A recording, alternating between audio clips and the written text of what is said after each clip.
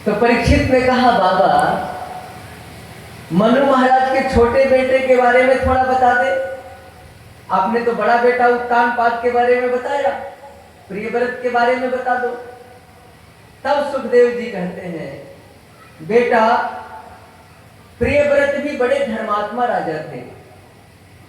इनके वंश में महाराज नाभि हुए, नाभि के ऋषभ देव हुए। ऋषभ देव भी बड़े प्रतापी राजा, 100 पुत्र हुआ इनको। इंद्र जलन से पानी बरसाना बंद कर दिए कि नहीं, राजा के राज्य में पानी नहीं बरसाएंगे। तो ऋषभ देव ने क्या किया, अपने तप से पानी बरसा लिया अपने राज्य में। अब तो इंद्र लज्जित हो गए और आकर के अपनी बेटी जयंती से ऋषभ देव का विवाह करा दिया, इंद्र भगवान। अब ऋषभ देव सोचे कि नहीं, परिवार में रहेंगे तो भजन नहीं हो पाएगा। अब बेटा को राज्य सौंपो और वन में चले जाओ भजन को। एक दिन पागल बन के चौराहे पर लौट गए ऋषभ देव। लोग समझ लिए कि राजा पागल हो गया। परिवार के लोग मनाने आए, पत्थर उठा के मारने लगे। ड्रामा कर रहे हैं कि परिवार के काम के जब तक रहोगे ना, ये परिवार वाले छोड़ेंगे नहीं। आज जब तू निकम्मा हो जाओगे तो तेरी पत्नी भी कहेगी, भागता क्यों नहीं है, आप बैठे बैठे खा रहा है, जा कमाने जा। तब असली प्रेम तब पता चलेगा। जब तक कमा रहे हो ना, पॉकेट में माल है, पता ही नहीं चलेगा कि सच्चा प्रेम हमसे कौन करता है। सच्चा प्रेम का तो पता तब चलेगा जब तुम पर विपत्ति आएगी। धीरज धर्म मित्र अरुणारी, आपत काल परेखहु चारी। 4 की परीक्षा होती है। ऋषभ ने पागल बन गए। अरे इतना ही नहीं किए, भागवत में लिखा हुआ है, मलमूत्र कर दिया, उसी में लौटने लगे, ताकि लोग समझ ले कि सचमुच राजा पागल है। परिवार के लोग लौट के चले गए कि अब महाराज पागल हो गए। बड़ा बेटा भरत को गद्दी पर बैठाया। 8 सिद्धियां आई ऋषभ देव के पास कि महाराज हमें अपना लो। बहुत बड़े तपस्वी राजा थे। ऋषभ देव बोले कि नाना दूर चली जाओ, हम तुमको नहीं अपनाएंगे। 8 सिद्धियां कौन कौन है, क्या नाम है उसका? अनिमा, लघिमा, महिमा, गरिमा, प्राप्ति, प्राकाट्य, वशिष्ठ, ईशत्व। ये 8 सिद्धियां हैं। सिद्धियों को ऋषभ देव ने क्यों ठुकराई? सिद्धि ग्रहण कर लेते। देखो भैया, जब तुम्हारे पास सिद्धि आ जाएगी ना, अब कोई आ जाएगा तेरे पास, तू उसका काम कर देगा तो तेरा प्रचार हो जाएगा, तेरे पास भीड़ जुटने लगेगी, तेरा दंडवत प्रणाम होने लगेगा, तेरे अंदर अहंकार आ जाएगा, अब भगवान का भजन छूट जाएगा। इसीलिए ऋषभ देव ने सिद्धियों को ठुकरा दिया। मान बढ़ाई जब से आई, मान बढ़ाई जब से आई, तब से किस्मत फूटी। स्वामी स्वामी बजने लागे, लगन राम से छूटी। राम राम से नाता टूट जाएगा यदि प्रतिष्ठा तेरे सामने आ जाएगी। तो हम जो बाहर चलते हैं ना, मंच से नीचे उतरने के बाद, जो हमारी कथा सुना है वही हमें पहचानेगा कि ये वक्ता है, और जो हमारी कथा का रसपान नहीं किया है वो हमें पकड़ ही नहीं पाएगा कि ये वक्ता है। एक दिन भागलपुर से पिरपैती आ रहे थे, पिरपैती हमारा घर है, तो गाड़ी में बड़ी भीड़ थी। बस फट से एक आदमी के पैर के नीचे थोड़ा जगह था, एक गमछा बिछाए और चुपचाप बैठ करके मोबाइल में प्रवचन सुनते हुए आ गए। क्योंकि यदि तुम्हारे अंदर अहंकार आ गया तो प्रभु की कृपा छूट जाएगी। इसीलिए अपने को छुपा के चलो, तपस्या होता रहेगा। छपा के चलोगे तो दंडवत प्रणाम करने वाले मिलेंगे, तो तपस्या नहीं होगा। अपने को बिल्कुल छुपा के चलो। गुण को छुपाया जाता है, उसको प्रकाश में नहीं लाया जाता। इसलिए भरत जी जब गद्दी पर बैठे तो भरत जी भी कुछ दिन के बाद अपने बेटा को गद्दी पर बिठा के चले गए भजन को। कुटिया बना के रह रहे थे, गंडकी नदी के किनारे गए थे संध्या बंदन को भरत जी। एक मृगी गर्भवती थी, सिंह दहाड़ लगाया और मृगी छलांग लगा दी पानी में, पेट से बच्चा बाहर आ गया। मृगी तो मर गई, लेकिन भरत जी उस बच्चे को बचा लिए और अपने आश्रम में लेके आ गए। भरत जी से यहीं पर भूल हो गई, बहुत बड़ी भूल हो गई। याद रखना, आपने मृगी के बच्चे को बचाया था, ठीक है, उसको मृगा के झुंड में छोड़ देते। तुम अपने आश्रम में क्यों लेके आ गए? आजकल हम लोग भी रोड पर वाला कुत्ता को अपने बेडरूम में लेके आ गए, गौ माता को दरवाजे से हटा दिया, जर्सी लेके आ गए। हमारी गौ माता जिसमें 33 कोटि देवता का वास है, देखने से भी पुण्य होता है। हाई ब्लड प्रेशर हो गया है, देसी गौ माता के पीठ पर ऐसे ऐसे कर दो, ब्लड प्रेशर उसी समय नॉर्मल हो जाएगा।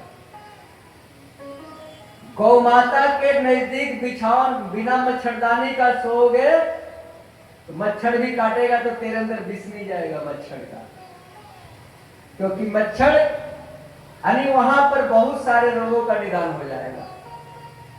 गौमूत्र से बड़ी बड़ी बीमारियां खत्म होती है। आधा कप गौमूत्र प्रतिदिन पियो, बीज का निकाल के, शुरू का मत लो, अंतिम का मत लो, बीज का लो। 4 बार कपड़ा मोड़ करके बढ़िया से फिल्टर कर लो, छाप लो।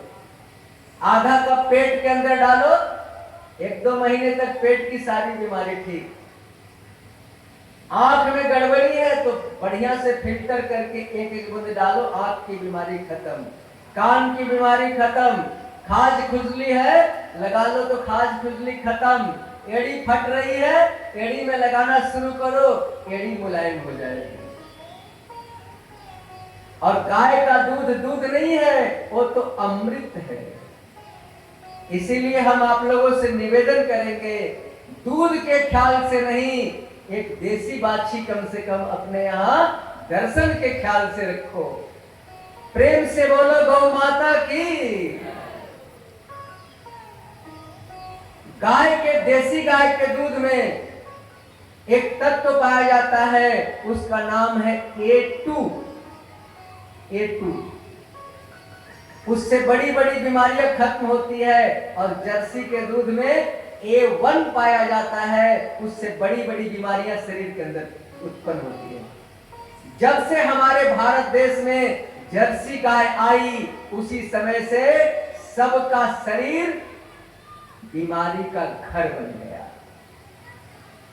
वो दूध को खाके, वो दूध जहर है, वो अमृत नहीं है। यदि चाहते हो कि दूध के बराबर हमको ताकत मिल जाए, देसी दूध गाय के दूध के बराबर, तो 50 ग्राम अंकुरित चना खाओ, 250 ग्राम दूध के बराबर ताकत तुमको अंकुरित चना से मिल जाएगा। लेकिन देसी गाय जरूर अपने दरवाजे पर लाओ, पूजा करने के ख्याल से लाओ, नहीं तो ये संसार खत्म हो जाएगा। क्योंकि हम लोभी हो गए ना, हम पैसा के भिखारी हो गए। हाय पैसा, हाय पैसा। अरे पैसा जुटा के क्या करोगे जब शरीर नहीं रहेगा? मिलावट का खाते खाते 100 साल वाला आदमी 60-70 साल में मर रहा है। यही पैसा कमाने की ललक है जो जिंदगी से उम्र को छीनते जा रहा है। विचार करो, तुम एक सामान में मिला के दूसरे को देते हो, दूसरा भी दूसरे सामान में मिला के तुमको देता है। तुम तो सोचोगे कि नहीं नहीं हम बढ़िया खा रहे हैं। नहीं भैया, तुम दूसरे के प्राण को ले रहे हो तो दूसरा भी तेरे प्राण को लेने के लिए तैयार है। इसलिए मिलावट बंद होनी चाहिए, नहीं तो मर जाएगा ये संसार। उम्र घट गया, 100 साल कम से कम हम लोग जीते थे, क्या हो गया हम लोगों को बोलो। इसलिए देसी का दूध मिले तो ठीक है, नहीं तो मूत्र मिले। तो यहीं पर भरत जी से गलती हो गई। पहले दरवाजे पर क्या लिखा होता था? दरवाजे पर सुस्वागतम। हमने देखा है, बाद में सु हटा तो दरवाजे पर केवल स्वागतम लिखा होता था। लोग लिपाई पोताई करते थे तो शादी विवाह में स्वागतम लिखते थे। जमाना थोड़ा बदला, वो विदेशी अंग्रेजी वाला जमाना जब आया।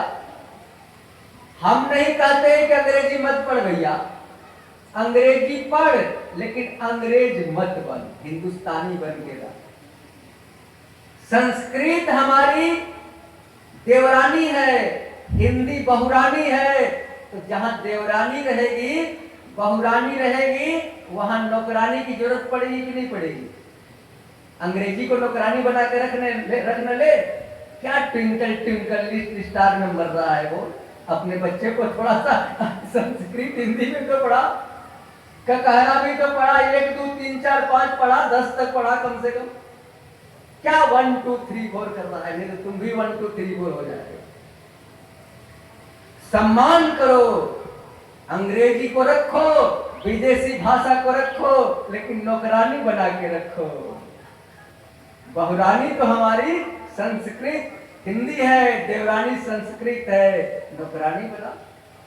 तो स्वागतम को हमने हटा दिया, क्या लिखना शुरू कर दिया? वेलकम। बाहर अंग्रेज। और वेलकम को भी कुछ दिन में हटा दिया, क्या लिख दिया दरवाजे पर?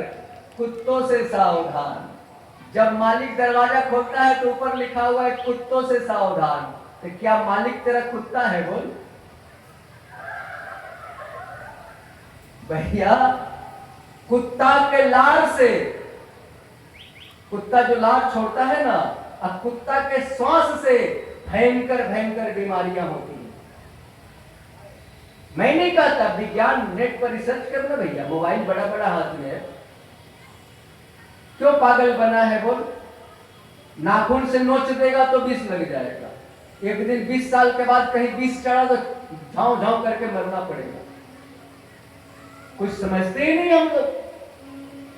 इतनी मति हमारी मारी गई। वही थोड़ी सी भूल हो गई भरत जी से, हिरण के बच्चे को रख लिया और भजन गड़बड़ाने लगा। हिरण का बच्चा चारों तरफ उछलता था, भजन टूटने लगा। एक दिन हिरण का बच्चा जब बड़ा हुआ, हिरनी का झुंड देखा तो हिरनी के साथ भाग गया। भरत जी को इतना मोह हो गया था हिरण के बच्चे से कि उसी के याद में अपने प्राण का त्याग कर दिया। मोह और प्रेम में अंतर है, याद रखना। प्रेम देना सिखाता है और मोह लेना सिखाता है। प्रेम त्याग करना सिखाता है और मोह आसक्ति पैदा करता है। प्रेम करो, बहुत प्रेम करो, क्योंकि है प्रेम जगत का सार और कुछ सार नहीं। परमात्मा का शॉर्ट नाम प्रेम है। जैसे भारतीय स्टेट बैंक का शॉर्ट नाम है SBI, उसी तरह परमात्मा का शॉर्ट नाम प्रेम है। 2.5 आखर प्रेम का पढ़े सो पंडित होए। लेकिन कैसा प्रेम कि किसी के मंजिल में प्रेम बाधा नहीं डालता है, उसे मंजिल तक पहुंचाने में मदद करता है। प्रेम लेने का नाम नहीं है, प्रेम देने का नाम है। तो यहां तो मोह हो गया और भरत जी का दूसरा जन्म हुआ तो हिरण बन गए। अंते जामति तागति, हिरण हिरण करके मरे तो हिरण बने। उस प्राण को जब त्यागा, हिरण से जब मरे, तो एक ब्राह्मण कुल में जन्म लिए। सोचे कि इस बार गड़बड़ नहीं करेंगे, और तब उस बार पिताजी खूब पढ़ा के थक गए, पढ़े नहीं, सब लोगों ने कहा है मूर्ख है, जड़ भरत नाम पड़ गया। खेत पर रखवाली कर रहे थे, एक डाकू पकड़ के ले गया काली माँ को बलि देने के लिए। डाकू मन्नत किया था कि जब बेटा होगा तो काली मैया आदमी का बलि देंगे।